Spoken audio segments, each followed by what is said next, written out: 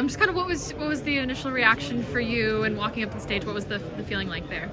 Yeah, like I was saying earlier, when I started walking on the stage, my legs were shaking, and then I got to Gary Bettman, and I took the picture. I didn't know where to look because I couldn't think.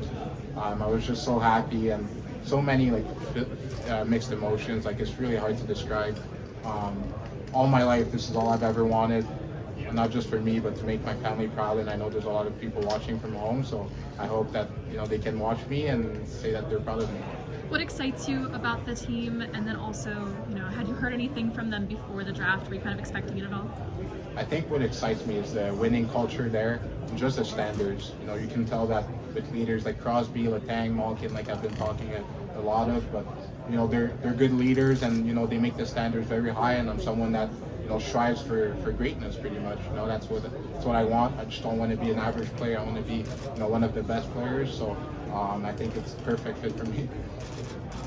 Talk to us about the process, maybe on the bubble in the first round. Maybe you go on the first round maybe tomorrow. Talk to us about how you lived that first round. It was pretty long. It got to a point where I just really wanted to get it over with. But I knew my time was going to come, so I kept that in the back of my mind, and it did. When you saw the trade, did you kind of know it could be your name? Right away. When I saw 22 to Philadelphia, from Philadelphia, I looked at my sister and I said, this is good. And I was still on the board, and Chris Letang started, talking, and he said my team's name, and just heard my mom scream, and the rest is history. Tell us about maybe the idea of playing or being alongside Crosby. That's going to be surreal. I think any kid or anyone that plays hockey knows the impact he's had on hockey and just how good of a person he is. So to really see it in person and be around him is going to be special. French, you said that you had a chat with PK Subban. Can you guys get us to that conversation a little bit?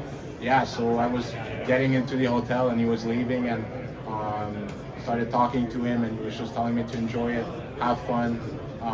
He was telling me that the real work starts after the draft, no matter what happens, and he even told me that he'd send me over his number, and I could text him whenever I need something for advice or anything like that. All good? Yep. Thanks, Bill. Thank you.